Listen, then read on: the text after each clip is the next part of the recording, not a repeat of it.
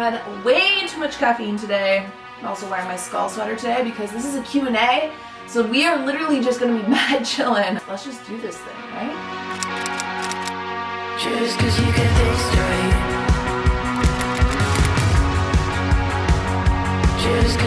Hey guys, and welcome back to my channel. For today's video, I'm filming a Q&A with you guys. I posted a photo recently to Instagram asking you guys what questions you wanted to ask for a Q&A and let you all in on all of the Q's that you want A's to. My phone is also close to morbid death, so hopefully it lasts long enough for us to get through this. Just gotta scroll back to the very beginning. Back to when the earth, the sun, the stars. You know, it'd probably be a lot smarter for me to just do this on my laptop. Muchos better. If you guys aren't following me already, be sure to check out my Instagram and Twitter so you guys don't miss the next Q&A. And also, if you're not part of the Coast Crew, subscribe. And if you are, hit the little bell so that you guys know whenever there's a new video. Although that bell might get annoying come October because there's going to be daily videos. So, Little Oregon 04 wants to know, hey, what make and model and year is your Jeep? Just wondering. So my Jeep is a 2016 Jeep Wrangler. It's in the color Rhino. It kind of looks black, like a deep gray with a tinge of blue to it. I wanted a black Jeep because Patch from Hush Hush had a black Jeep, but when I was going to check out the Jeeps, there was the gray one there, and a part of me said before ever wanting a black one that I wanted a gray one because the guy in Dreamcatcher's name is Gray. So it ended up just being this weird thing that all happened to work out, and I got a gray one. And if you've ever wondered, my Jeep's name is Drizzy. If you guys remember my old car, it was Gus Gus. Now we've upgraded to Drizzy, and we call him Drizzy because Drake, and also because my brother helped me name him, and that was the name that we decided on. So _Morgan Taylor with a 0 wants to know, where do you most want to travel to? I love your travel vlogs and all of your videos. Thank you so much. I think my top 3 places are Italy, Australia, and Greece or Thailand. I can't really choose. So those are my top 4. Let's just go with that. That said, there's a couple trips in my near future, so you're gonna get more of those travel vlogs soon. J_Helgeland, I'm sorry if I completely butchered your name. For someone who lives alone, how do you keep from getting lonely/unmotivated or lethargic? In the face of being honest with you guys, there are definitely days that I do get lazy and lethargic and unmotivated. For me, the biggest thing I do, I'm always setting new goals. There's never a time, like once I hit or finish or complete a goal, I've already set a new goal, and in some ways I do it to a fault. I've suddenly put so much pressure on myself to try and do so many different things that I honestly leave myself no time or like chill time to do it. But at the same time, I think if you can find a balance of, you know, setting yourself goals and setting yourself things you want to do, especially living alone, you have a lot more spare time. Setting yourself some goals or some hobbies or some things that you want to accomplish is going to keep you on par and keep you from just being super lazy and unmotivated and like lethargic all the time. So Life with Kara asks, where are you traveling to next? The last week of September, I'm actually going to be traveling to San Francisco, and then I don't really plan on going anywhere in October because of everything going on with YouTuber. But that said, when YouTuber ends, it's like a big celebratory thing for me because I work so like much on YouTuber that Greg and I decided that we're going to venture off and run away to Mexico for a week. So those are the next 2 trips that I have planned. Patricia Guillery or Giller asks, what was your biggest dream as a kid? By the way, thanks for being my inspiration. I love you. As a kid, my biggest dream, I had multiple dreams. Like, at one point, I wanted to live in Africa, research animals in the wild and things like that. And then I also wanted to be a school teacher at one point. And I also used to carry around a sketchbook and like sketch really bad dresses, and I remember vividly one of them having vines all over them. But I really wanted to like be a clothing designer, and I was gonna name my brand Lilac, which is my name backwards. I even wanted to be a writer when I was a kid. Funny enough, the first story I ever wrote was in I think it was in grade 5 or 6, and I remember showing it to my grandpa and my dad and them being like, what, this is so good. It's probably horrible, but to be honest with you guys, that's probably the only reason why I thought it was okay to write a book later on in life, was because I was like, well, my papa said it was great in grade 6, so it's gotta be better now. Kim Broilerd, I feel like there should just be a whole video of me trying to pronounce words, asks, how do you cut negative people or toxic friends out of your life? I love you, possibly a coffee talk video. So if you guys want, I can do a full coffee talk on toxic people and friends and things like that. But my quick and fast advice for you when it comes to cutting toxic people out of your life is, I think for one, I'm also just not very much of a conflict person. I don't like to start conflict with people. Maybe that makes me unconfrontational. Probably true. My biggest thing when it comes to toxic people is I just do it. No excuse, no real rhyme or reason. I just make myself super busy doing other things that are more positive and uplifting for my life. And I fill my time up with people that I find super, positive and motivating to be around. And I just stop giving my time to people that I find toxic or that kind of suck the life out of you. You don't really need a rhyme or reason. You don't need to start a fight. You don't need to be like, these are all the things you did wrong, because there might be a chance that maybe you're doing something wrong, or maybe it's something that's going on in them or their lives. But if anyone is being a toxic source in your life, I think you should just fill up your time with untoxic things, with positive, motivating, uplifting things. Just stop having time and stop giving time to them. So Mana Chabra wants to know, which is the one book that you can read at any time? I love you. I love you too. And the one book that I can pretty much read anytime, anywhere is The Subtle Art of Not Giving a Fuck, You Are a Badass, and I'm officially adding Girl Boss to that because I just finished Girl Boss today. Especially with starting co's, I feel like I can pick up Girl Boss and just read that at any point. And then maybe a nonfiction, a book I could read at any time is probably the Harry Potter series. So Michaela Barraza wants to know, what is the best way to stay focused on your goals? I love watching all of your videos. Thank you so much. And my advice to staying focused on your goals is to surround yourself with your goals. I have post-it notes, I have dream boards, I have notebooks filled with lists, and I also surround myself with people who know about my goals. I think if you set a goal and then it goes out of sight, it's out of mind, and you stop feeling motivated to conquer it. I think if you want something bad enough, you surround yourself with it, you tell yourself that you believe you can have it, and then you go for it, and you put that goal around you as much as possible, whether it's getting healthy, whether it's writing a book, whether it's starting something new. Set your goal and then put it everywhere around you to constantly remind yourself to go after it and constantly remind yourself of what you're working towards. Melly_ST wants to know, what do you like most about fall? When it boils down to it, I think my favorite thing about fall is the whole comfort of it. The smells, the colors, the clothes, the coziness, the string lights, time of year, that Halloween and candy and warm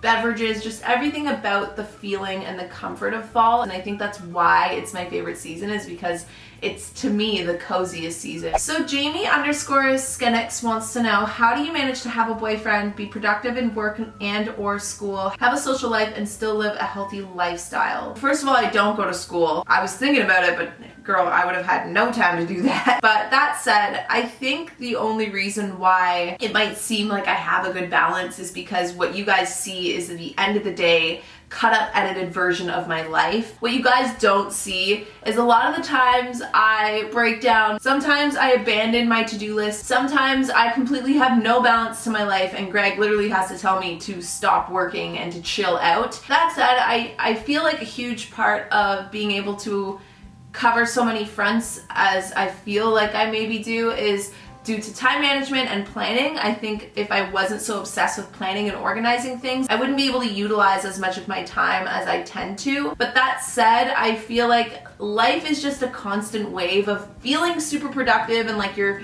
carrying all these plates and balancing all of them, and all of those plates crashing to the ground and hitting little pitfalls where you have to remotivate yourself again. And I think that that's just kind of the wave of everybody's life. I don't think there's anyone that manages everything at all times. It's totally normal to not balance all of those things. And it's totally normal to go through pits of your life where you maybe stop working out or you're falling a little bit behind in school. Those things are normal. Don't stress yourself out or make yourself feel guilty for not being able to juggle all those things. The minute that you get over the guilt and the struggle that you feel with it, it makes it easier to accept where you are and find that balance to get yourself back on track. So Sarchibald9 asks, what do you value most of Greg, and how do you resolve your disagreements? I hope he doesn't watch this because this will just puff up his ego. There's so many things that I value about Greg. I think one of the most things that I value about him is that he has got such a capacity to care for people. I'm a lot more of a lone wolf. Spent a lot of time alone growing up. I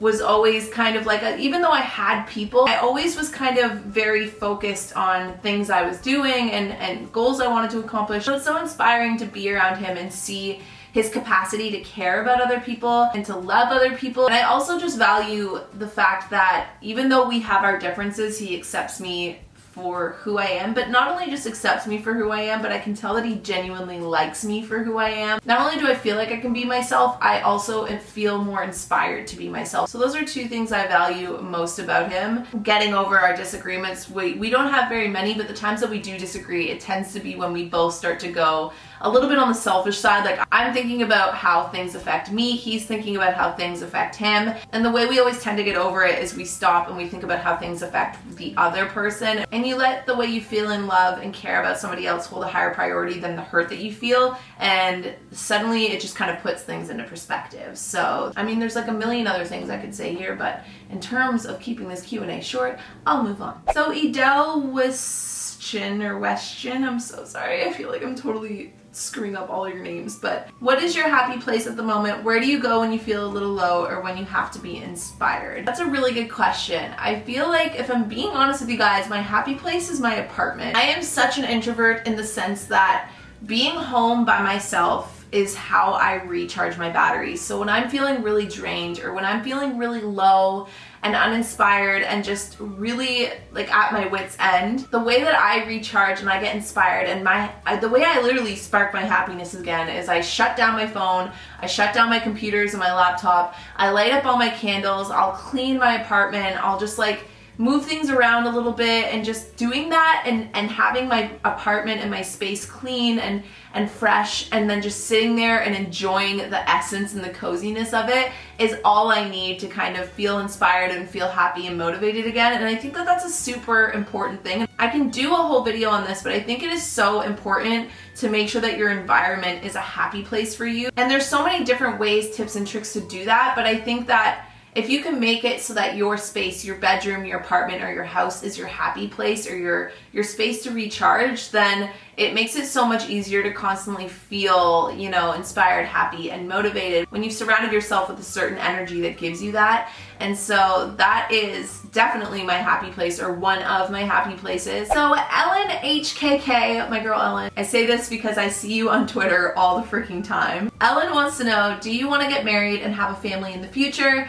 And how many kids do you want? Love you lots. I definitely do want to get married and have kids in the future.